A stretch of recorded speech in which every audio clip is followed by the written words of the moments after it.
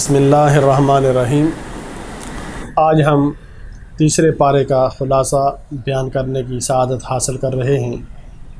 دعا ہے کہ اللہ تبارک و تعالی مجھے اور آپ کو قرآن کریم کی تعلیمات پر کما حق ہو عمل پیرا ہونے کی توفیق نصیب فرمائے۔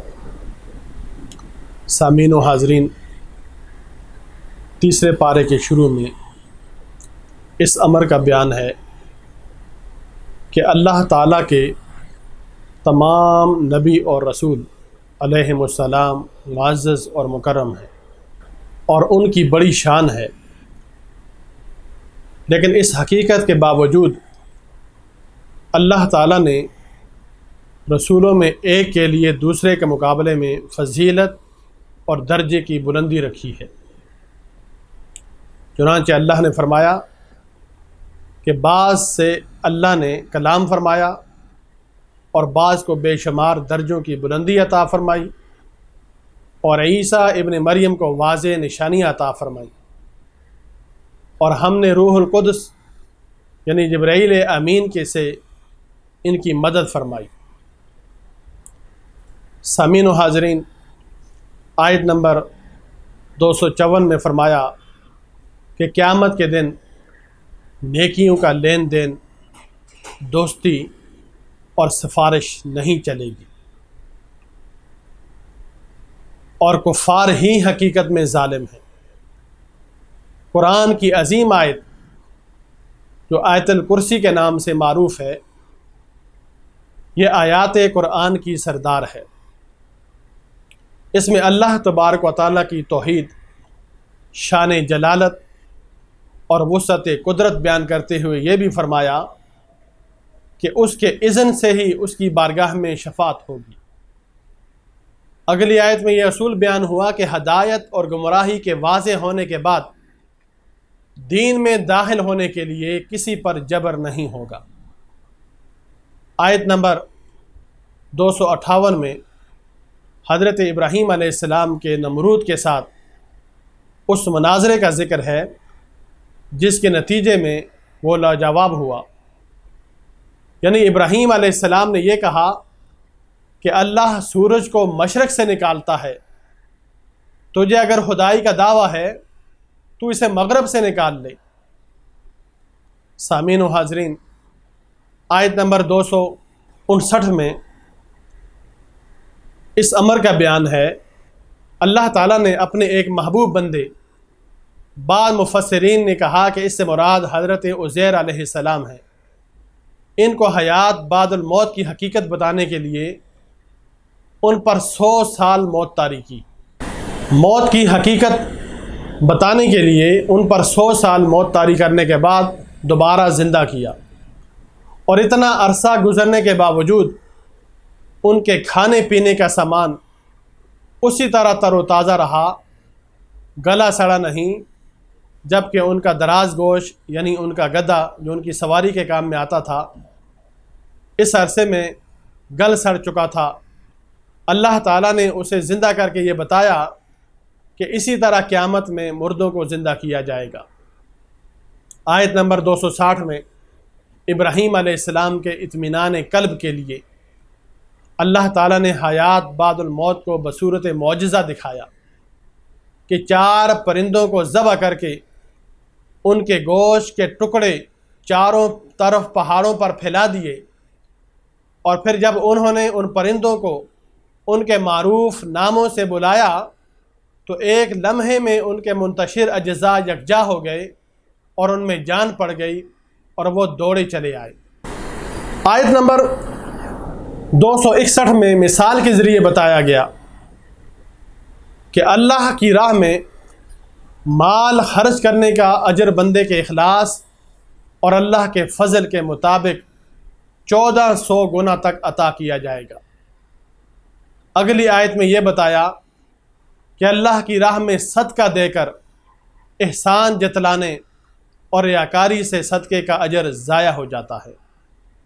سامعین و حاضرین، یہاں پر یہ بات میں عرض کروں گا کہ ہمارے ہاں جو لوگ صدقات و خیرات عطا کرتے ہیں، غرباء اور مساکین کی مدد کرتے ہیں، ان میں سے بعض لوگ ایسا بھی کرتے ہیں کہ وہ صدقات دے کر، عطیات دے کر یا اپنا مال اللہ کے نام پہ خرچ کر کے بعض میں ان پر اپنا احسان بھی جتلاتے ہیں۔ ہمارے وہ دوست، ہمارے وہ احباب جن کی یہ عادت ہے، انہیں چاہیے کہ اپنی اس عادت کو ختم کر دیں۔ جب آپ نے اپنا مال اللہ کے نام پر خرچ کر دیا تو اب آپ کے اور آپ کے رب کے درمیان کا معاملہ ہے۔ آپ نے جس کو دیا ہے اس پر مت احسان جتلائیے۔ اگر آپ ایسا کریں گے تو آپ اپنے عمل کو ضائع کر دیں گے، جس کا آپ کو دنیا اور آخرت کے اندر کوئی اجر عطا نہیں کیا جائے گا۔ آیت نمبر 263 اور 266 میں ریاکاری اور اخلاص کے ساتھ اللہ کے راستے میں خرچ کرنے کو دو مختلف مثالوں سے واضح فرمایا ہے، اور یہ بھی فرمایا کہ اللہ کی راہ میں ناقص اور ناکارہ چیزیں نہ دو۔ جب انسان خود نفیس ہے، اپنے لیے نفیس اور عمدہ اور پاکیزہ چیز کو پسند کرتا ہے، تو اللہ کی راہ میں بھی ایسا ہی مال اسے دینا چاہیے۔ ساتھ ہی یہ بھی بتایا کہ اللہ کی راہ میں دینے سے وہی لوگ بخل کرتے ہیں جنہیں شیطان فقر و فاقے سے ڈراتا رہتا ہے۔ پھر بتایا کہ صدقہ کسی دینی حکمت کے تحت ظاہر کر کے بھی دیا جا سکتا ہے، مگر چھپا کر دینا افضل ہے۔ اب یہاں پر آپ نے توجہ فرمائی، آپ نے یہ سیکھا کہ جو چیز ہم اپنے لیے پسند کرتے ہیں وہی چیز ہم اپنے خالق اور مالک کے نام پر خرچ کریں۔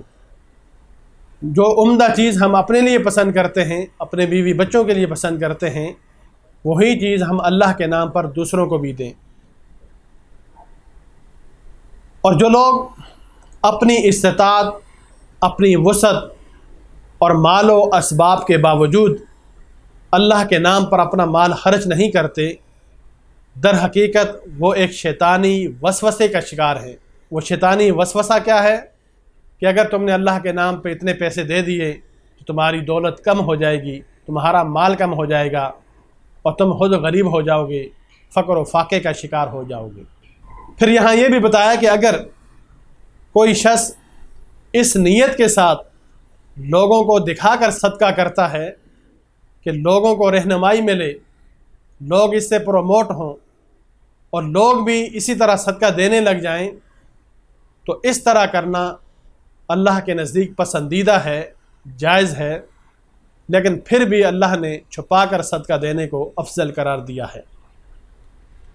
سامعین و حاضرین، آیت نمبر 273 میں فرمایا صدقات و خیرات کے حقدار وہ لوگ ہیں جو جہاد فی سبیل اللہ یا دین کے کسی کام، مثال کے طور پر دین کی تعلیم و تعلم میں مشغول ہوں اور انہیں طلب معاش کی فرصت نہ ہو، اور وہ اتنے خوددار ہوں کہ وہ لوگوں سے مانگتے نہ پھریں، اور ان کی حقیقت حال سے سوائے اللہ کے کوئی آدمی واقف نہ ہو اور لوگ ان کو مالدار سمجھتے ہوں۔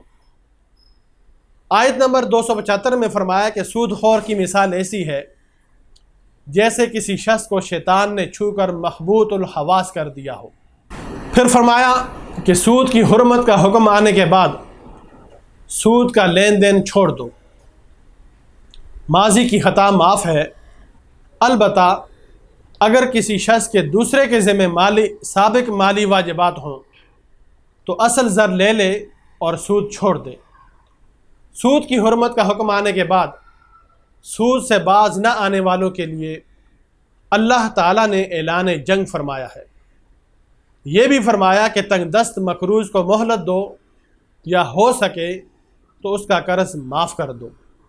آیت نمبر 282 میں مالی معاملات اور تجارت و لین دین کے چند بنیادی و اساسی اصول بیان کیے ہیں۔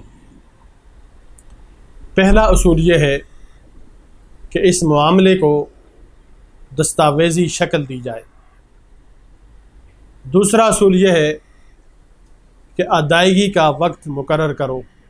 تیسرا اصول یہ ہے کہ مالی معاملات کی دستاویز لکھنے پر قدرت رکھنے والے کو اپنے مسلمان بھائی کی لکھنے میں مدد کرنی چاہیے۔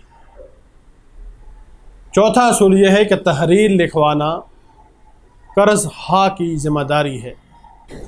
پانچواں اصول یہ ہے کہ تحریر لکھنے میں دیانتداری سے کام لینا چاہیے اور دیانتداری سے کام لینا فرض ہے۔ چھٹا اصول یہ ہے کہ مقروض، نادان، کمزور یا تحریر نہ لکھوا سکتا ہو تو اس کا ولی تحریر لکھوائے۔ ساتواں اصول، تجارتی و مالی معاملات میں دو مرد یا ایک مرد اور دو عورتوں کو گواہ بنانا چاہیے۔ آٹھواں اصول، گواہوں کو گواہی دینے سے انکار نہیں کرنا چاہیے بلکہ خوش دلی سے گواہی دینا چاہیے۔ نواں اصول، گواہوں اور دستاویز لکھنے والوں کو تحفظ فراہم کرنا عاقدین کی ذمہ داری ہے۔ دسواں اصول، گواہوں اور دستاویز لکھنے والے کو ایذا پہنچانا گناہ ہے۔ 11واں اصول، گواہی کو چھپانا گناہ ہے۔ 12واں اصول، حالت سفر میں کوئی لین دین کا معاملہ ہو تو کوئی فریق ضمانت کے طور پر اپنے پاس کوئی بھی چیز رہن رکھ سکتا ہے۔ 13واں اصول، اگر دستاویزی ثبوت لکھنے یا گواہوں کے بغیر کسی نے اعتماد کر کے کسی کے ساتھ لین دین کیا ہو تو وہ دوسرے کی امانت واپس کرے، اور آخر میں فرمایا کہ اس معاملے میں اللہ سے ڈرتا رہے۔ سامعین محترم، آیت نمبر 284 میں فرمایا کہ تم اپنے دلوں میں کوئی بات چھپاؤ یا اسے ظاہر کرو، اللہ تعالیٰ تم سے اس کا حساب لے گا۔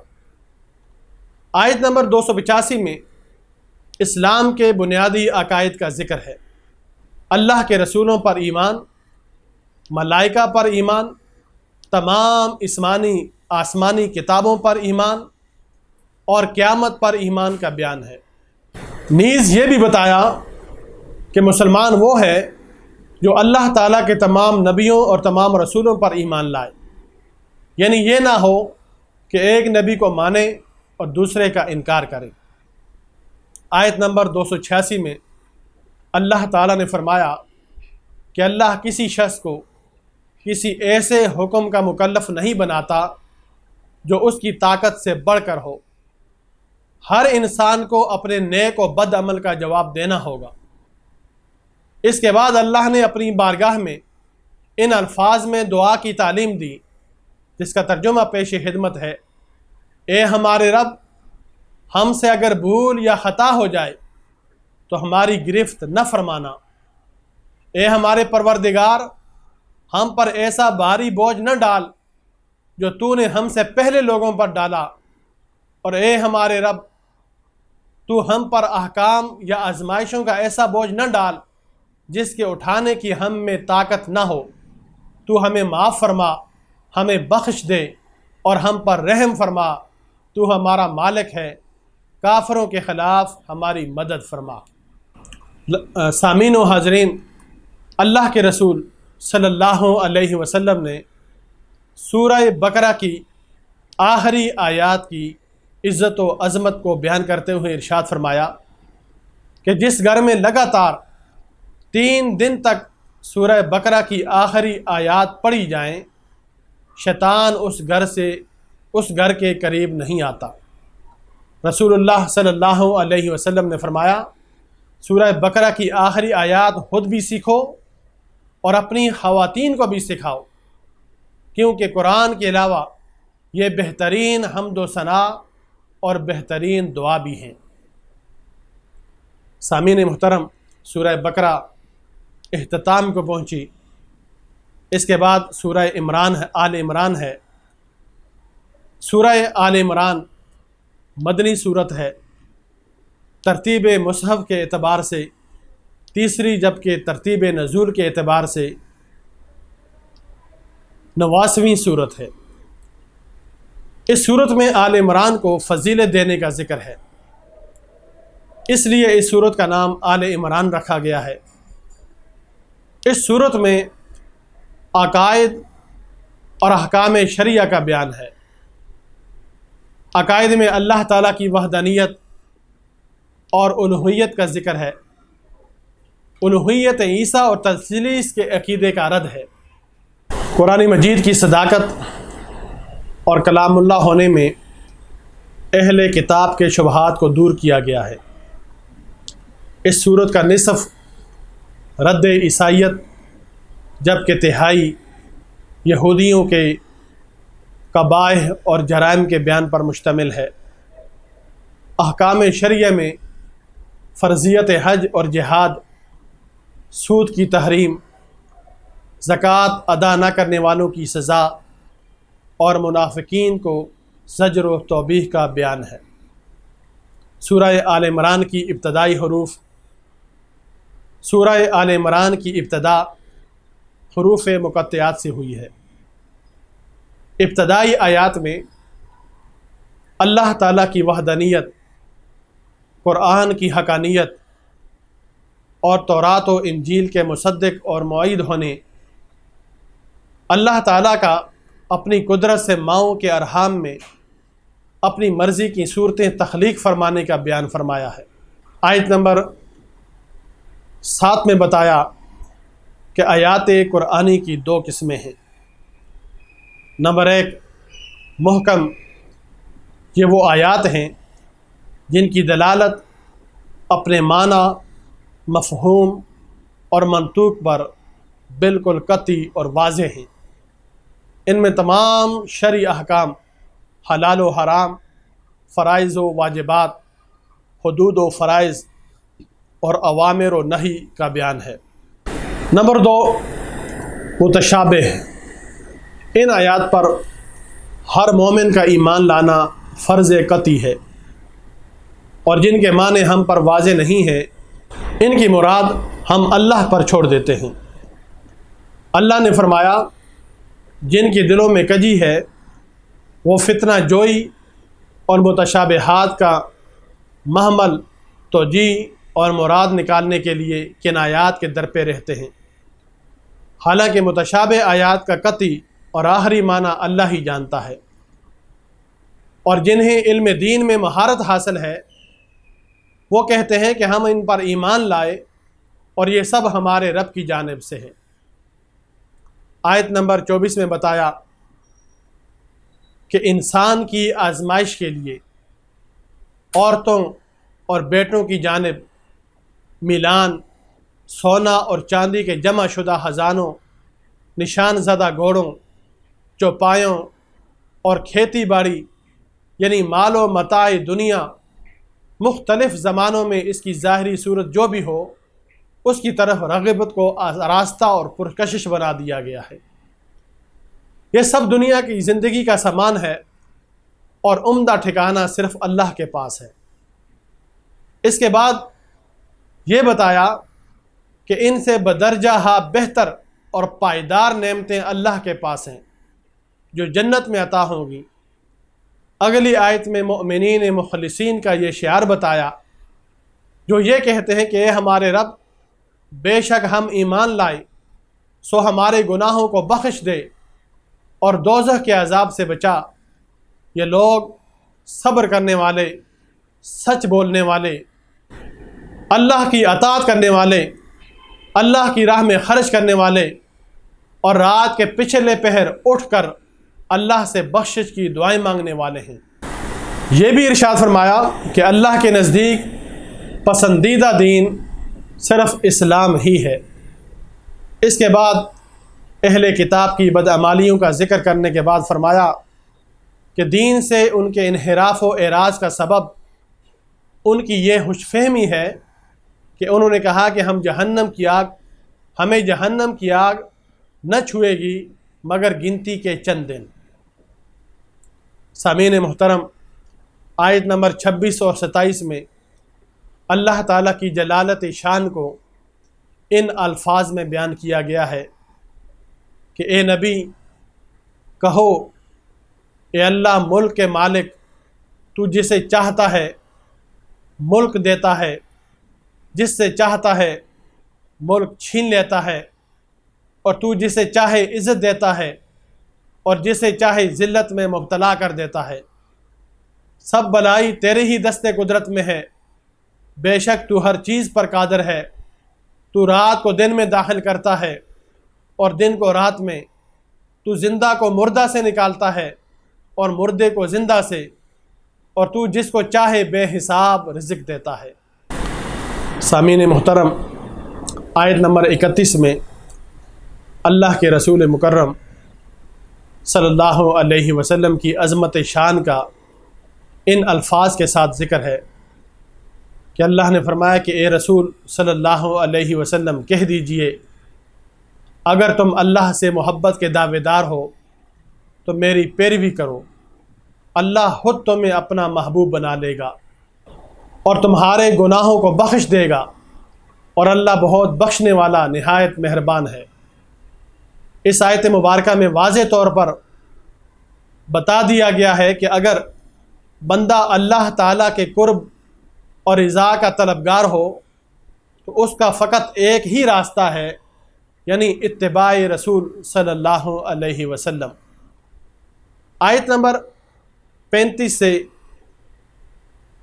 64 تک حضرت مریم کا واقعہ بیان ہوا۔ عمران بن یحشم حضرت مریم کے والد ہیں اور ان کی والدہ کا نام حنہ بنت فاکوز مذکور ہے۔ اللہ تعالیٰ نے فرمایا کہ جب عمران کی بیوی نے عرض کیا، اے میرے رب، جو میرے پیٹ میں ہے، یعنی جو حمل میرے پیٹ میں ہے، اس کو میں نے تیرے لیے بیت المقدس کی خدمت کے لیے دوسری ذمہ داریوں سے آزاد رکھنے کی نظر مانی ہے، سو تو میری طرف سے اس نظر کو قبول فرما، بے شک تو بہت سننے والا، خوب جاننے والا ہے۔ پھر جب اس کے ہاں لڑکی پیدا ہوئی تو اس نے عرض کیا، اے میرے رب، میرے ہاں لڑکی پیدا ہوئی ہے، جبکہ وہ بیٹے کی امید لگائی بیٹھی تھی، اور اللہ خوب جانتا ہے کہ اس کے ہاں کیا پیدا ہوا، اور میرا مطلوب لڑکا یعنی اللہ کی عطا کردہ لڑکی کی مثل نہیں ہو سکتا، اور میں نے اس کا نام مریم یعنی اس کے معنی ہے عبادت گزار رکھا ہے، اور میں اس کی اولاد کو شیطان مردود کی شر سے تیرے پناہ میں دیتی ہوں۔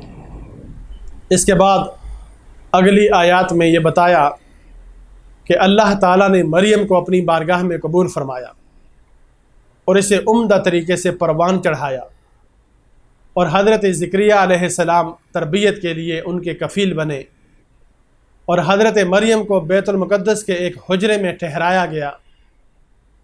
پھر جب حضرت زکریا علیہ السلام نے مریم کے پاس بے موسم کے پھل دیکھے تو حیران ہو کر کہا، اے مریم، یہ بے موسم کے پھل کہاں سے ہیں؟ تو حضرت مریم نے کہا، یہ اللہ کی جانب سے ہیں۔ اس موقع پر حضرت زکریا علیہ السلام کے دل میں اولاد کی خواہش ابھری کہ جو رب مریم کو بے موسم کے پھل دے سکتا ہے، وہ مجھے بڑھاپے میں اولاد بھی دے سکتا ہے، اور یہ ذوات فاضلہ کے قریب دعا کی قبولیت کی دلیل ہے۔ تب زکریا علیہ السلام نے اپنے رب سے دعا کی اور کہا، اے میرے رب، مجھے اپنی طرف سے پاکیزہ اولاد عطا فرما، بے شک تو ہی دعا کا بہت سننے والا ہے۔ پھر جب زکریا علیہ السلام حجرے میں کھڑے نماز پڑھ رہے تھے، فرشتے نے انہیں بشارت دی، بے شک اللہ آپ کو یحییٰ کی بشارت دیتا ہے، جو کلمۃ اللہ یعنی عیسیٰ علیہ السلام کی تصدیق کرنے والے ہوں گے، سردار اور عورتوں سے رغبت نہ رکھنے والے ہوں گے، اور نبی ہوں گے۔ سامعین محترم، پھر حضرت زکریا علیہ السلام اور ان کی بیوی کو بڑھاپے اور بظاہر نا امیدی کی عمر میں بیٹے کی پیدائش کی نشانی بتاتے ہوئے یہ فرمایا کہ تمہاری علامت یہ ہے کہ تم 3 دن تک اشاروں کے سوا لوگوں سے کوئی بات نہ کر سکو گی، اور اپنے رب کا کثرت سے ذکر کرو اور صبح و شام اس کی تسبیح بیان کرو۔ پھر اللہ تعالیٰ نے فرشتے کے ذریعے حضرت مریم کو بیٹے کی بشارت دیتے ہوئے فرمایا کہ ان کا نام مسیح عیسیٰ بن مریم ہے، اور ان کے یہ اوصاف بیان فرمائے، وہ دنیا اور آخرت میں معزز ہوں گے، گہوارے اور پختہ عمر میں لوگوں سے کلام کریں گے، اور انہیں کتاب و حکمت اور تورات و انجیل کی تعلیم دیں گے، اور بنی اسرائیل کی طرف رسول ہوں گے۔ اور حضرت مریم نے بن بیاہی ماں بننے پر حیرت کا اظہار فرمایا، تو فرمایا کہ اللہ جب کسی کام کا ارادہ فرماتا ہے تو اس کے لیے ظاہری اسباب کی ضرورت نہیں ہوتی، بلکہ صرف اللہ کا یہ فرمان ہی کافی ہوتا ہے کہ ہو جا تو وہ ہو جاتا ہے۔ اس کے بعد حضرت عیسیٰ علیہ السلام کے معجزات کا ذکر ہے، یعنی اذن الہی سے مٹی سے پرندہ بنا کر اس میں جان ڈالنا، مادرزاد اندھے اور برس کے مریضوں کو شفا دینا، مردے کو اپنے ہاتھ کے لمس سے زندہ کرنا، لوگوں کو یہ بتانا کہ وہ کیا کھا کر آئے ہیں اور گھروں میں کیا ذخیرہ کر کے آئے ہیں۔ اور ان سب معجزات کے باوجود میں اللہ کا بندہ ہوں اور اللہ میرا بھی رب ہے اور تمہارا بھی، سو اس کی عبادت کرو، یہی سیدھا راستہ ہے۔ سامعین محترم، آیت نمبر 52 میں حضرت عیسیٰ علیہ السلام کے دین کی مدد کرنے کے مطالبے پر حواریوں کے اللہ کے دین کی مدد کرنے کا ذکر ہے۔ یہاں یہ بات ذہن نشین رہے کہ حور کے معنی ہیں سفید۔ حضرت عیسیٰ علیہ السلام کے ساتھیوں کو حواری اس لیے کہتے ہیں کہ ان کے کپڑے سفید تھے۔ پھر کسی بھی شخص کے مخلص مصاحب کو حواری کہا جانے لگا، اس لیے ہمارے نبی صلی اللہ علیہ وسلم نے فرمایا کہ ہر نبی کے حواری ہوتے ہیں، اور میرے حواری زبیر بن عوام ہیں۔ پھر عیسیٰ علیہ السلام کے آسمان کی طرف اٹھائے جانے کا ذکر ہے، اور یہ کہ جس طرح اللہ نے امر کن سے آدم علیہ السلام کو مٹی سے پیدا کیا، اسی طرح عیسیٰ علیہ السلام کو بن باپ کے پیدا کیا۔ نجران کے نصارہ نے قطعی دلائل آنے کے باوجود دعوت حق کو قبول کرنے سے انکار کر دیا، تو انہیں مباہلے کی دعوت دی گئی، مگر انہوں نے مباہلے کا چیلنج قبول نہ کیا اور جزیہ دینے پر راضی ہو گئے۔ رسول اللہ صلی اللہ علیہ وسلم نے اہل کتاب کو کہا کہ اگر تم اسلام قبول نہیں کرتے تو آؤ ان نکات کی طرف جو ہمارے اور تمہارے درمیان مشترک ہیں، ان پر اتفاق کر لو، یعنی عبادت صرف اللہ کی ہوگی، اور شرک کو ترک کرنا ہوگا، اور اللہ کو چھوڑ کر بندوں کو رب ماننے کا شعار ختم کرنا ہوگا۔ اہل کتاب مشترکات پر بھی جمع نہ ہوئے، جو ان کی ہٹ درمی کا واضح ثبوت ہے۔ سامعین و حاضرین، آیت نمبر 66 میں اہل کتاب کی ابراہیم علیہ السلام کے متعلق یہودی اور نصرانی ہونے کی غلط بیانی، ابراہیم کے ملت حنیف پر ہونے اور مشرکین میں سے نہ ہونے کا ذکر ہے، اور یہ کہ ابراہیم کے سب سے زیادہ قریبی نبی کریم صلی اللہ علیہ وسلم اور مؤمنین ہیں۔ اس کے بعد آیت میں اہل کتاب کی کئی اخلاقی برائیوں اور بددیانتیوں کا ذکر ہے۔ آیت نمبر 77 میں اللہ تعالیٰ نے فرمایا کہ جو لوگ اللہ کے عہد اور اپنی قسموں کے عوض تھوڑی قیمت لیتے ہیں، ان لوگوں کے لیے آخرت میں کوئی حصہ نہیں ہے، اور نہ آخرت میں اللہ ان سے کلام فرمائے گا اور نہ ہی ان کو پاکیزہ کرے گا۔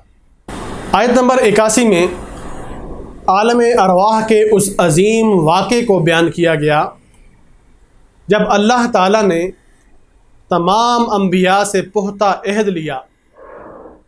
قرآن کریم میں فرمایا کہ اور اے رسول صلی اللہ علیہ وسلم یاد کیجئے جب اللہ نے تمام نبیوں سے پختہ عہد لیا کہ میں تم کو اپنی اپنی باری پر دنیا میں بھیج کر جو کتاب اور حکمت دوں، پھر بالفرض تمہارے پاس وہ عظیم رسول آئیں جو اس چیز کی تصدیق کرنے والے ہوں جو تمہارے پاس ہے، تو تم ان پر ضرور بضرور ایمان لانا اور ضرور بالضرور ان کی مدد کرنا۔ اللہ تعالیٰ نے فرمایا کیا تم نے اقرار کر لیا اور میرے اس بھاری عہد کو قبول کر لیا؟ انہوں نے کہا کہ ہم نے اقرار کیا۔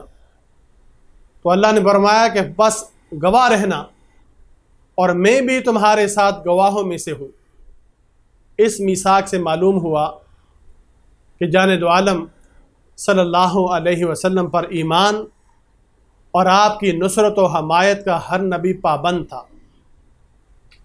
اور پھر اس کا عملی مظاہرہ شب معراج کو اس وقت ہوا جب آدم علیہ السلام سے لے کر عیسیٰ علیہ السلام تک تمام انبیاء کرام نے آپ کی اقتداء میں نماز پڑھی اور آپ کے امام الانبیاء ہونے کا عملی طور پر اظہار ہوا۔ سامعین و حاضرین، اس پارے کی آخری آیت میں یہ بیان فرمایا کہ دین اسلام ایک تسلسل کا نام ہے جو حضرت آدم علیہ السلام سے لے کر جانب عالم صلی اللہ علیہ وسلم تک چلا آ رہا ہے اور اب بھی اسی دین کی طرف بلایا جا رہا ہے۔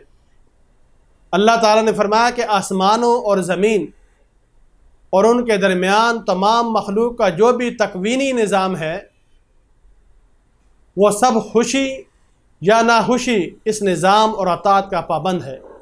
اسلام ہی وہ دین ہے جس کی دعوت حضرت ابراہیم علیہ السلام، حضرت اسماعیل علیہ السلام، حضرت اسحاق علیہ السلام، حضرت یعقوب علیہ السلام اور ان کی اولاد حضرت موسیٰ علیہ السلام اور حضرت عیسیٰ علیہ السلام دیتے آئے ہیں، اور اسلام کے سوا کسی اور دین کو ہرگز قبول نہیں کیا جائے گا۔ پس اگر کوئی شخص اسلام کے سوا کسی اور دین میں پناہ تلاش کرتا ہے تو وہ خاسرین میں سے ہو جائے گا۔ آیات نمبر 86 تا 88 میں اللہ تعالیٰ نے ایمان لانے کے بعد کفر کرنے والوں کی سزا، ان پر ہمیشہ عذاب اور اس میں تخفیف نہ ہونے اور کسی طرح کی کوئی مہلت نہ دیے جانے کا بیان فرمایا ہے۔ بعض کی آیت میں جہاں توبہ کرنے والوں کی بخشش کا بیان ہے، وہیں کفر پر ڈٹے رہنے والے، حالت کفر میں مرنے والوں کی گمراہی کے ساتھ ان کے ہمیشہ توبہ قبول نہ کیے جانے کا بیان ہے۔ اگر وہ پہاڑ برابر بھی سونا فدیہ میں دے دیں تو توبہ قبول نہیں کی جائے گی۔ تیسرے پارے کے مضامین آج مکمل ہوئے۔ دعا ہے کہ اللہ تبارک و تعالی مجھے اور آپ کو ان مضامین کی روشنی میں اپنی زندگیاں بسر کرنے کی توفیق نصیب فرمائے۔